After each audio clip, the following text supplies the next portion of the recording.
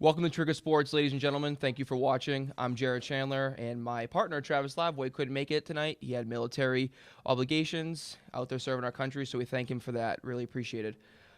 Just want to get into something first before I start off talking about what I really want to talk about. The Tiger Woods situation is embarrassing, is a disgrace, and honestly is very sad.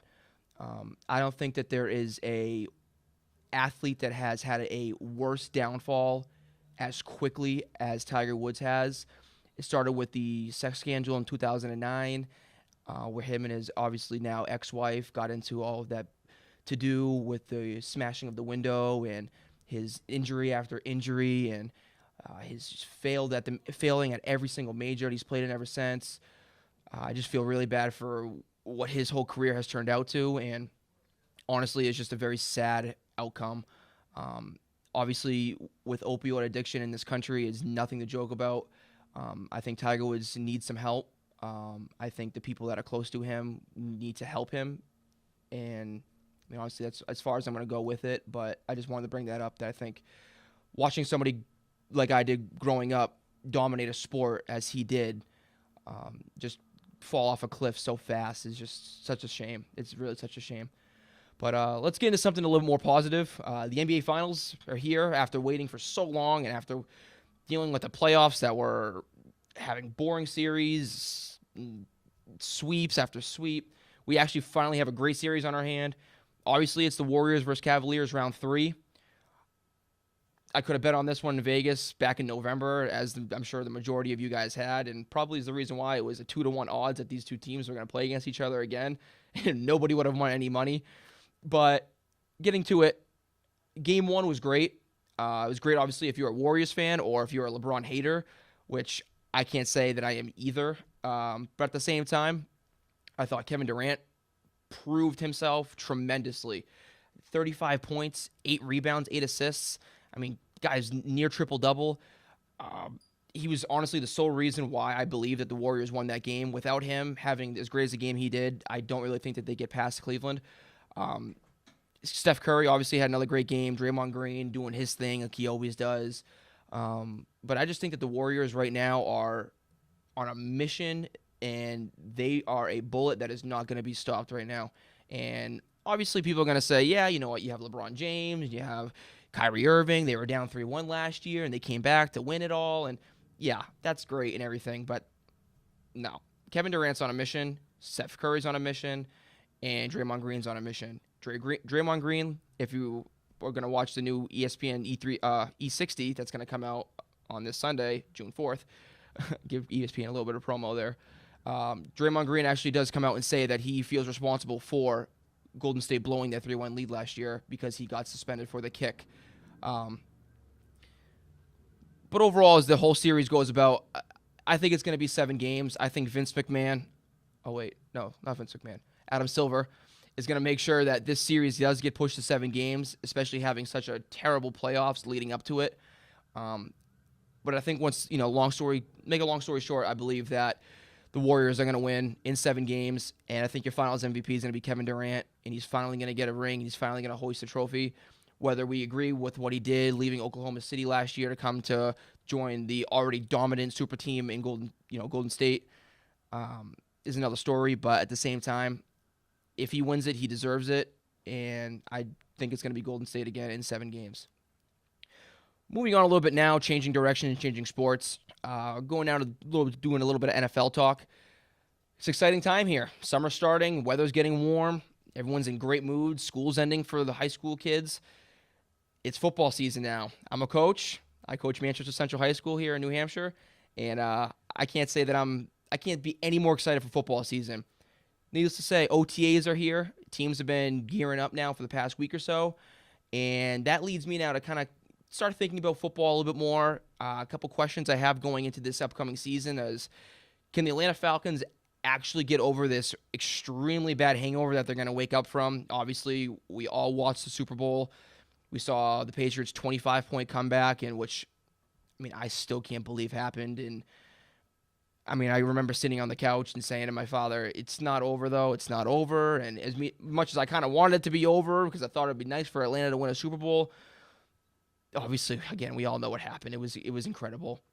And we've seen so many times with teams the following season just have such a bad hangover with the however their playoff run ended the year before. And can Atlanta just overcome that? And can Matt Ryan have another MVP-like season? Can Julio Jones have another great year along with Deontay Freeman and Tevin Coleman? I don't know. I really don't know. It's a huge question for the Falcons and for the state of Georgia. The second thing, though, I have too is here in New England. Brady won his 5th ring, and now obviously there's some speculations out there that this is going to be his last year, or is he going to have 2 more years? And I mean, everybody heard that Giselle wanted him to kind of quit last year after he won his 5th ring. Is Giselle getting in his ear a little bit more now and kind of forcing him to kind of pump the brakes a little bit on his prediction where he wants to play till he's 45? I mean, come on, let's be honest with each other. And again, too, the Pats kept Jimmy G. And they easily could have traded him to Cleveland and got a huge load of picks, and probably could have been the 11th pick, and you got it caught in future picks, but you kept him to sit behind a guy that's going to be playing till he's 45. Come on, let's think here a little bit. I don't think it's happening. I think this is probably going to be Brady's last year, because you're not going to keep somebody around with the intent of him being a free agent next year and Jimmy Garoppolo just to see him walk away for getting nothing for him. Why wouldn't you got something for him this year? So can Brady, if this is his last year, or if he's got 2 more years, can he continue his dominance going into now his 40s? And can he lead the Patriots again to either another AFC Championship berth or yet another Super Bowl berth and another Super Bowl victory? Me being a little bitter Patriots anti-person here, I like to not see it happen because I've seen too many. And my friends have seen too many, and I kind of want, my own championship. Dallas Cowboys. It's time for us. Come on, Dak. Come on, Zeke. Let's go. Figure it out. But a couple surprise teams I think are going to enter the season. I mean, obviously a lot of people last year thought that the Texans were going to make some noise, which they did. Obviously with the circumstances that they had, they spent a lot of money on Brock Osweiler for, I don't understand why. Obviously we know what happened in the offseason. They traded him to Cleveland just to get rid of him because the guy was such a mess. But honestly, last year they have a different player, quarterback, and a little bit more dependable and a little bit more reliable than they could honestly have beaten New England in the playoffs. They gave him a run for the money, and defensively, Houston is on top of their game. They're as great as anybody is on defense in the NFL. With J.J. Watt coming back healthy and with Jadeveon Clowney finally figuring out himself and telling people and telling the haters why he was worth the number 1 pick, there's no reason why I don't think Houston should be back in the mix. And actually, I'm going to go out as far on a limb and say that I believe that Deshaun Watson will win the starting quarterback job in Houston. I think Bill O'Brien's got that magic touch with quarterbacks as he did with Brady and which he did with Castle.